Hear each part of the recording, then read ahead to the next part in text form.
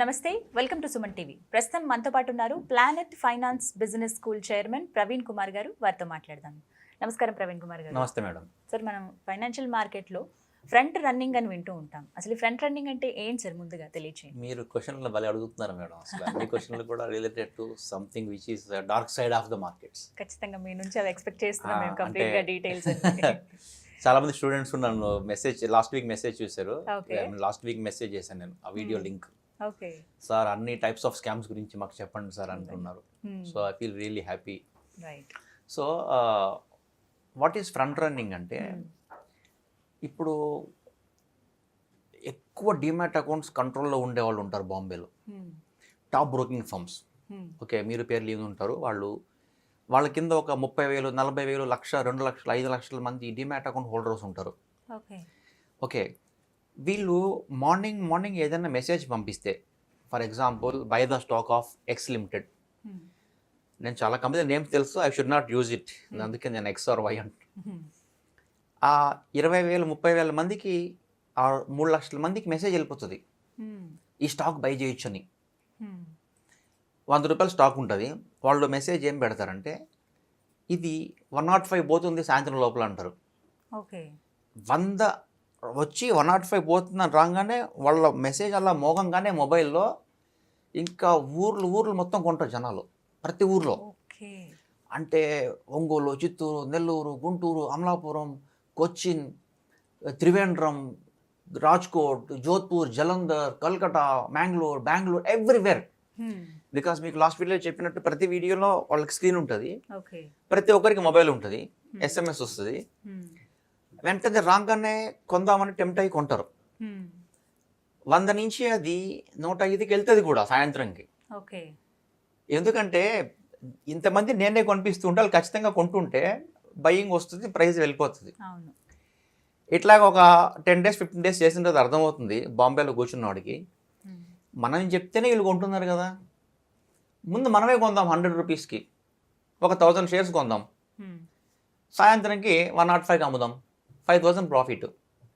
If I'm doing for 10,000 shares 50,000 profit per day, రిస్కే లేకుండా. అంటే నేను ముందు కొనిపెట్టేసుకుంటాను, అప్పుడు అందరికీ అరుస్తాను అనమాట, ఇది గ్యారంటీ సాయంత్రం లోపల 105 పోతుంది, కొందండి అని. అప్పుడు 105 పోగానే నేనే వాళ్ళకి అమ్మేస్తాను, సాయంత్రానికి ప్రాఫిట్ చేసుకుంటాను. ఇది బయింగ్ సైడ్.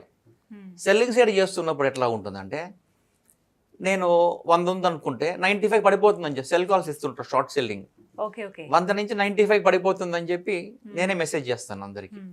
అప్పుడు అందరూ 100 నుంచి షార్ట్ కొడుతూ పోతారు, నేనే 100 షార్ట్ కొట్టేసి ఉంటాను ఉదయాన్నే 10 o'clockకి. వీళ్ళందరూ సాయంత్రం లోపల దాన్ని 195 పట్టుకొస్తారు, 95లో నేను బై చేసేస్తాను. Again I made the profit. So ఇట్లాగా బై సైడ్ నుంచి అమ్మినా, సెల్ సైడ్ నుంచి మళ్ళీ కొనిపించినా కూడా ఈ ఫ్రంట్ రన్నింగ్లో చేసేవాళ్ళు లాభం పొందుతారు. ఇది ఎవరు చేయగలరు అంటే, ఎవరి మాటలు అయితే పబ్లిక్ వింటారో వాళ్ళందరూ చేయగలరు. ఎవరి మాటలు పబ్లిక్ వింటారో వాళ్ళందరూ చేయగలరు. ఎగ్జాంపుల్ మనకి టీవీలో వచ్చే అనలిస్టులు కొంతమంది, వాళ్ళు సెబీ బ్యాన్ చేసింది వాళ్ళని ఫ్రంట్ రన్నింగ్ చేస్తుందని, వాళ్ళు డిస్క్లోజర్స్ ఇవ్వాలి, ఈ స్టాక్ ని రికమెండ్ చేస్తున్నాను కానీ ఇందులో నాకు ఇన్వెస్ట్మెంట్స్ లేవు అని. బట్ వాళ్ళు చెప్తారు కానీ వాళ్ళ బినామీ పేర్లతో ఉంటాయి. ఓకే, రెండోది ఫండ్ మేనేజర్స్ ఉంటారు, కొంతమంది మ్యూచువల్ ఫండ్ మేనేజర్స్, వాళ్ళు ఎథికల్గా లీగల్గా వాళ్ళు చేయకూడదు ఇది, దీనికోసం రెగ్యులేషన్స్ అన్నీ ఉన్నాయి. కానీ కొంతమంది చేసిన వాళ్ళని సెబీ బ్యాన్ చేసిన ఉదంతాలు కూడా జరిగాయి అన్నమాట. లేదా స్టాక్ బ్రోకింగ్ ఫర్మ్స్లో టాప్ పొజిషన్లో కూర్చొని ఉండేవాళ్ళు, రీసెర్చ్లో ఉండేవాళ్ళు, టెక్నికల్ అనాలిసిస్ చేసేసి ఉండేవాళ్ళు, ఇలా ఇచ్చి పబ్లిక్కి వాళ్ళతో వాళ్ళు గేమ్ ఆడుతుంటారు. దీనివల్ల పబ్లిక్ లాస్ వస్తుందా గెయిన్ వస్తుందా అంటే, definitely people's money they are making sitting on the other side. Okay, అది పరిస్థితి. So this is called front running. Front running అంటే పేరులోనే ఉంది, running in front of the crowd. So కొంతమంది ఇండియాలో ఫేమస్ ఇన్వెస్టర్స్ ఉన్నారు. ఓకే, వాళ్ళు రోజు పేపర్లో చూస్తుంటాం. సో వాళ్ళు ఒక స్టాక్ కొన్నారని న్యూస్ రాగానే అది 70 రూపాయల నుంచి 200, 300 వెళ్ళిపోతుంది 1 monthలో. సో వాళ్ళు 70 రూపాయలకి కొంత అఫీషియల్ అకౌంట్లో కొని, ఇంకొంత వాళ్ళ కింద వాళ్ళ దగ్గర కొనిపించి వాళ్ళు అమ్మేస్తారు కూడా. ఈ 70 అనేది వాళ్ళు లాంగ్ టర్మ్ ఉంచుకుంటారు, కానీ పక్కన వాళ్ళు కొనింది 200 రాగానే వాళ్ళు ఎగ్జిట్ అయిపోతారు. సో ఇట్లాగా ఫ్రంట్ రన్నింగ్ అనేది చాలా కామన్ గా జరిగేది. ఇది అరికట్టడం కూడా ఇంపాసిబుల్. అంటే ఇది ఒక రకంగా ఇల్లీగలే. ఇది 100% ఇల్లీగల్. 25 కోట్లు పెనాల్టీ వేస్తారు. Oh my God. Or 3 times the profit made which ever is higher. అంటే 10 కోట్ల ప్రాఫిట్ వచ్చింది, పెనాల్టీ 25 కోట్లు, 30 కోట్లు, అట్లా 30 కోట్లు ఉంటుంది. 25 కోట్లు లేదా 30 కోట్లు విచ్ ఎవర్ ఈస్ హయ్యర్. అంటే 25 కోట్ల పెనాల్టీ ఈజ్ గ్యారంటీడ్. ఓకే, కాకపోతే ఇది కనుక్కోవడం అనేది టెక్నాలజీ పెరిగిపోయింది, యాప్స్ పెరిగిపోయాయి. So they don't know how you are communicating with somebody to buy the stock. So ఇది కామన్ గా జరిగేది బాంబేలో. సో ఇన్ఫ్లుయెన్షియల్ పీపుల్ చేస్తారు, బాగా ఇన్ఫ్లుయెన్స్ ఉన్న వాళ్ళు అండ్ మ్యానిపులేట్ చేయగలిగిన వాళ్ళు ఎక్కువ చేస్తారేమో సార్ మేబీ. సో సెబీ ఎలా వీటిని అరికట్టగలుగుతుంది సార్, ఎలా కనిపెడుతుంది? ఇది అరికట్టడం చాలా కష్టమైన పని యాక్చువల్గా. ఎందుకనంటే ఎవరు కూడా వాళ్ళ ఓన్ అకౌంట్స్లో కొంటారు, వాళ్ళ friends, relatives, or the information goes with word of mouth. అంటే ఈవెన్ మొబైల్ ట్రాక్ చేసిన వాడిని కనిపెట్టలేరు. సో ఓన్లీ థింగ్ వాళ్ళు ఏం చేయగలరంటే ఎవరన్నా పట్టుకున్న వాళ్ళకి ఎక్కువ పెనాల్టీ వేయచ్చు, కానీ పట్టుకున్నప్పుడే కదా మనం దొంగ, పట్టుకున్నప్పుడు అంత వరకు మనం దూరే కదా. చాలా మంది ఆ పట్టుకుంటే అప్పుడు చూద్దాం పెనాల్టీ కట్టుకోవచ్చు అని చెప్పి ఇలా చేస్తూ బతుకుతూ ఉంటారు హ్యాపీగా. ఈ ఫ్రంట్ రన్నింగ్ లో మనకి పెద్ద పెద్ద కంపెనీ లార్జ్ క్యాప్ స్టాక్స్ కాకుండా స్మాల్ క్యాప్ స్టాక్స్ లో కూడా చేయొచ్చు. ఎక్కడైతే వాల్యూమ్స్ తక్కువ ఉంటాయో, అంటే ఇప్పుడు మనము వెజిటబుల్ మార్కెట్కి వెళ్ళామంటే టొమాటోస్, ఆనియన్స్ ఎక్కువ వాల్యూమ్స్ జరుగుతాయి.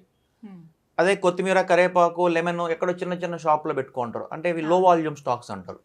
ఇట్లాగే మార్కెట్లో కూడా లార్జ్ క్యాప్ స్టాక్స్ అన్ని high volume stocks like Reliance, Infosys, TCS. Small cap stocks అంటే లైక్ హెరిటేజ్ కానీ, యూ కెన్ సే పిట్టి లామినేషన్స్, చిన్న చిన్న కంపెనీలు. సో ఈ లార్జ్ క్యాప్ స్టాక్స్లో అనేది ఇది చేయడం చాలా కష్టం అవ్వచ్చు. ఎందుకంటే అంత మందిని నేను నమ్మించి వాళ్ళని ప్రైస్ మ్యానిపులేట్ చేసే అంత చేయలేకపోవచ్చు. అంటే నాకున్న లిమిటెడ్ నెట్వర్క్ ఎగ్జాంపుల్ చెప్తున్నా. సో అప్పుడు ఈ స్మాల్ క్యాప్ స్టాక్స్ ఏమవుతాయంటే కరెక్ట్గా ఒక పర్సన్ ఒక 10,000 షేర్లు కొన్నా సరే ఇది 100 నుంచి 105కి వెళ్ళిపోతుంది. సో నా దగ్గర ఒక 5,000 డిమాట్ అకౌంట్లు చేతిలో ఉన్నా సరే నేను 100 నుంచి అది 105కి పెంచేసి 100లో ఒక 5,000 షేర్లు కూడా 105లో 5,000 షేర్లు అమ్మేసేయచ్చు. సో ఇట్లాగేంటంటే ఈ స్మాల్ క్యాప్, మిడ్ క్యాప్ స్టాక్స్లో ఈ రిస్క్ అనేది ఎక్కువ ఉంటుంది.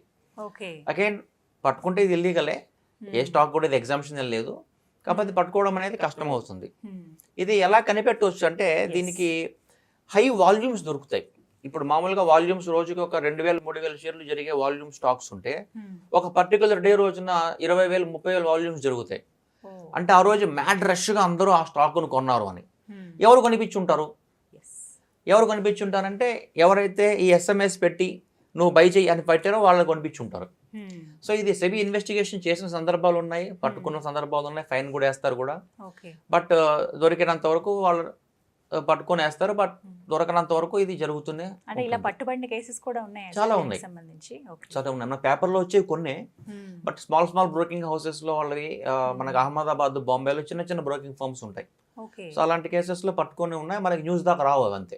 సో ఒకవేళ దొరికితే ఎలాంటి పెనాల్టీ ఉంటుంది సార్ వాళ్ళకి? సేమ్ వాళ్ళకి 1 year పాటు వాళ్ళని మార్కెట్ నుంచి బ్యాన్ చేస్తామంటారు. ఓకే, వాడు రిలేటివ్ అకౌంట్ లో డిమాట్ అకౌంట్ ఓపెన్ చేసి మళ్ళీ ఇదే పని చేస్తాడు. ఇప్పుడు నా డిమాట్ అకౌంట్ బ్లాక్ చేశారు, ఓకే, బట్ నేను ఇంకొక అకౌంట్ ఓపెన్ చేసి మళ్ళీ ఇదే చేస్తుంటాను. సో ఇది నెవర్ ఎండింగ్ ప్రాసెస్ అనమాట, అంత ఈజీ కాదు కనిపెట్టడం కూడా. రైట్. సో ఓవరాల్గా ఫ్రంట్ రన్నింగ్ ఫైనాన్షియల్ మార్కెట్లో ఉండే వాటి గురించి చాలా క్లియర్గా ఎక్స్ప్లెయిన్ చేశారు sir. Thank you so much. Thank you madam, thank you very much. చూసారు కదా, ఇది వాళ్ళ వీడియో. ఈ వీడియో కనుక మీకు నచ్చినట్టయితే లైక్ చేయండి, షేర్ చేయండి, కామెంట్ చేయండి, మా ఛానల్ని సబ్స్క్రైబ్ చేసుకోండి.